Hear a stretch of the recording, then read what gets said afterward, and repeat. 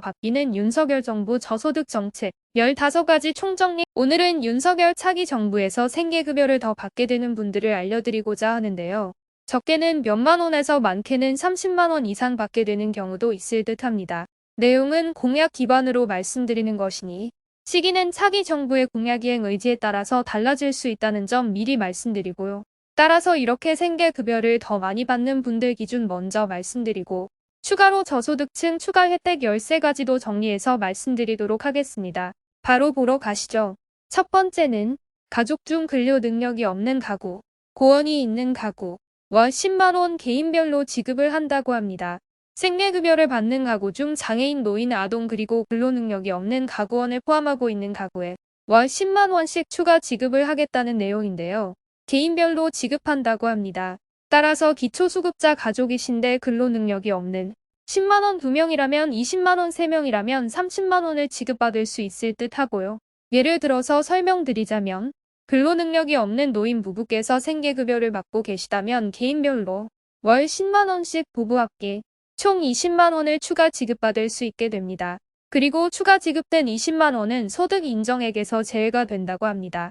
좋은 정책인 건 맞는데 차기 정부에서 꼭 이 공약에 대한 이행을 했으면 두 번째는 생계급여 대상자를 중위소득 기준 35%로 확대를 한다고 합니다. 이렇게 생계급여 대상자를 35%까지 상향하게 되면 생계급여를 받는 대상자도 당연히 많이 늘겠지만 생계급여 자체도 올라가게 되는데요.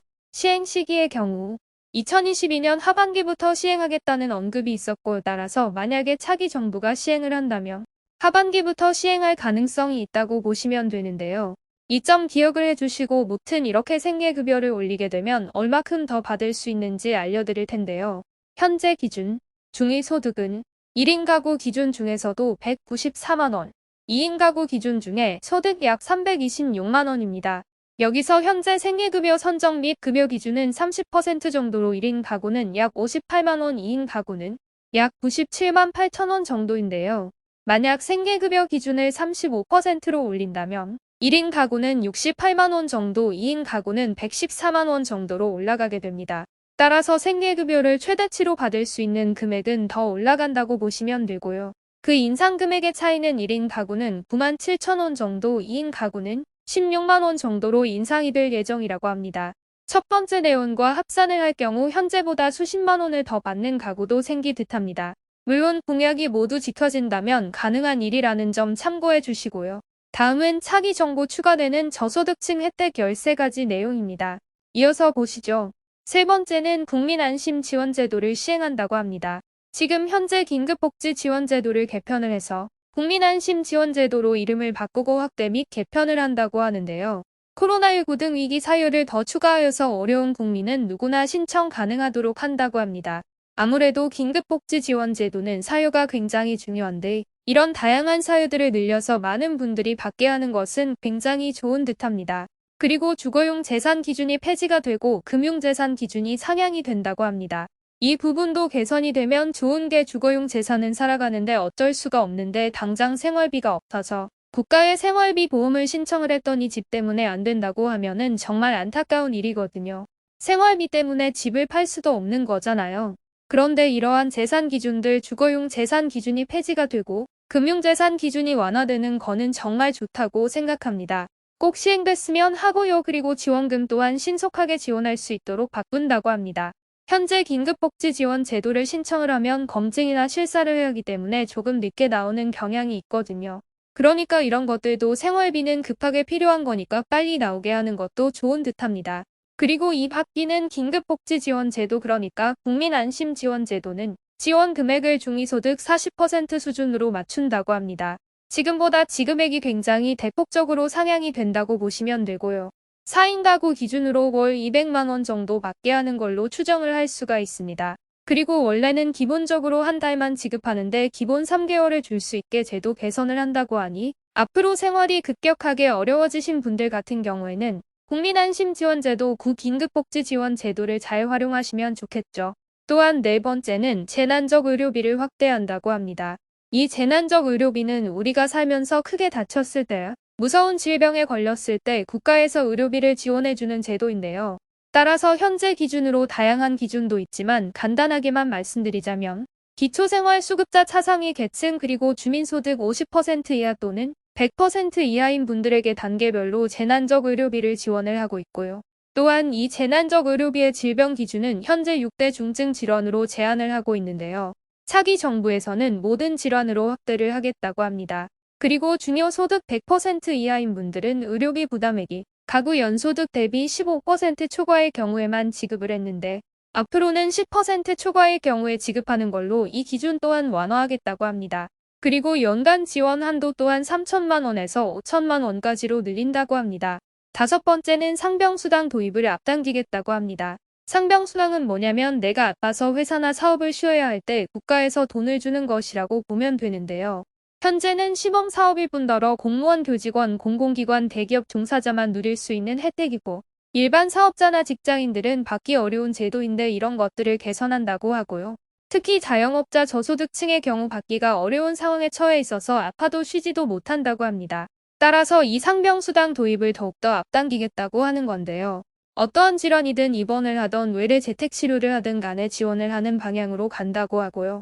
빠르게 치료받을 수 있는 환경과 신속하게 일자리를 복귀할 수 있도록 지원을 하며 적정한 소득 지원을 한다고 합니다.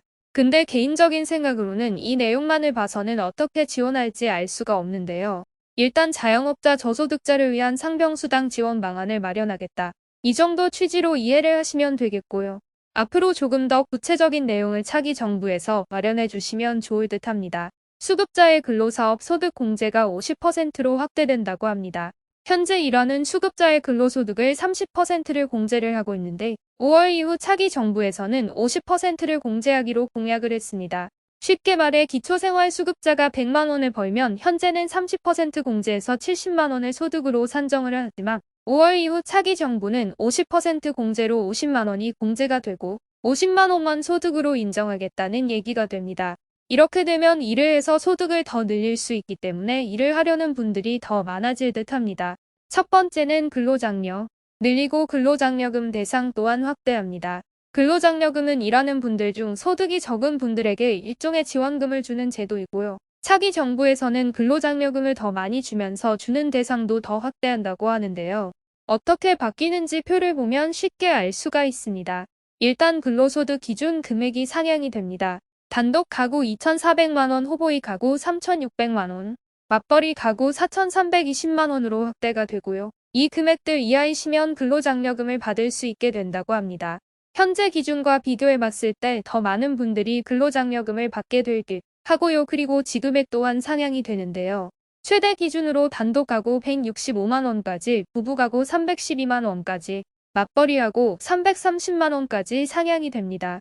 지급액의 10%에서 20% 정도로 상향이 되기 때문에 윤석열 정부에서는 더 많은 근로장려금을 받을 수 있게 된다고 생각하시면 되겠습니다.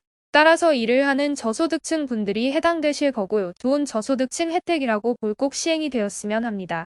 여덟 번째는 주거용 재산 컷오프제를 도입을 한다고 합니다. 지금까지는 아파트, 주택 등 주거용 재산이 있을 경우 주거용 재산 환산율을 104%를 곱해서 월 소득 인정액을 산정을 했는데요.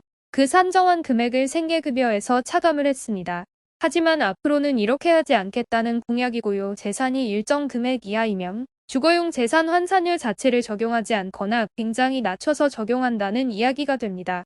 쉽게 말해 소득이 없더라도 주거용 재산이 있으면 생계급여를 못 받거나 감액이 되었는데 앞으로는 일정 재산 이하이면 그 재산은 소득 인정액 산정에 제외를 시키겠다라는 뜻으로 보시면 됩니다. 소득은 없지만 집이 있어서 생계급여 감액이 되었던 분들에게는 희소식이 될 수도 있는 공약이 되겠네요. 아홉 번째는 주거급여 대상을 확대를 하겠다고 합니다. 더 자세히 말씀드리자면 주거급여 대상자를 기준 중위소득 46%에서 50%로 확대를 하겠다고 하는데요. 그러면 주거급여를 받는 분들이 지금보다 훨씬 더 많아질 듯 하고요. 더 많은 분들이 주거월세 지원을 받으실 수 있을 듯 합니다. 그리고 열 번째는 주거급여의 급여 현실화를 하겠다고 합니다. 즉 현실에 맞는 기준 임대료를 설정한다고 하는 건데요. 현재의 경우 4급지로 나눠서 서울, 경기도, 지방 등으로 나눠서 임대료를 설정을 하고 있는데요. 이 경우 기준 임대료가 현실 상황과 안 맞는 경우가 많습니다. 실제로는 임대료가 훨씬 비싼 지역인데도 불구하고 지원하는 임대료가 이 4급지 기준 때문에 터무니없이 적을 때가 있는데요. 이런 임대료 격차를 줄이겠다는 내용으로 보시면 되겠습니다. 11번째는 폭소기 지원을 신설한다고 하고요. 관리비도 주거급여의 일부로 산정을 한다고 합니다. 기후 변화를 감안하여서 폭서기에 어려운 분들을 도울 만한 정책을 만들고요. 관리비 또한 주거비를 산정하여 지원하는 방안을 마련하겠다고 합니다. 12번째는 이사비 바우처를 지급하겠다고 합니다. 최저 주거기준 미달 가구에게는 이사비 바우처라는 정책을 만들어서 지급하겠다고 하고요. 13번째는 청년 1인 가구 분리 기준 연령을 낮추겠다고 합니다. 따라서 청년 1인 가구도 주거급여 지급 대상이 되도록 하겠다고 합니다. 14번째는 어려운 청년에게 청년 도약 보장금을 지원한다고 합니다. 사회 경제적 기반이 취약한 청년들에게 월 50만원씩 최장 8개월간 최대 400만원을 지급한다는 내용인데요. 앞으로 상세한 지급 기준 등이 나와주면 좋을 듯 합니다. 그리고 마지막으로는 청년 도약 계좌가 있습니다. 현재 보도 자료에 따르면 10년짜리 계좌 가입을 해서 적금 납입을 하면 연 2,400 이하 소득 청년은 월 최대 40만원씩 국가 지원을, 2,400만원 이상 4,800만원 이하이면 월 최대 20만원의 국가 지원을 해주겠다는 내용인데요. 이렇게 되면 저소득 청년의 경우는 최대 5천만원 이상의 국가 지원금을 받아서 1억 만기 적금을 만들 수 있게 된다는 내용입니다. 만약 시행되기만 한다면 상당히 저소득 청년에게 유용한 정책일 듯 합니다만 지원이 파격적이어서 시행이 될지는 지켜봐야 알 수 있을 듯 합니다. 근데 오늘은 이렇게 생계급여를 추가로 더 받을 수 있는 정책 말씀드리고 저소득층에게 도움될 만한 정책 15가지 종합해서 말씀드렸는데요. 조금이라도 도움이 되셨으면 하고요. 의견 있으시다면 댓글 달아주시면 되겠습니다. 오늘도 건강하고 행복한 하루 되시길 바라겠습니다. 감사합니다.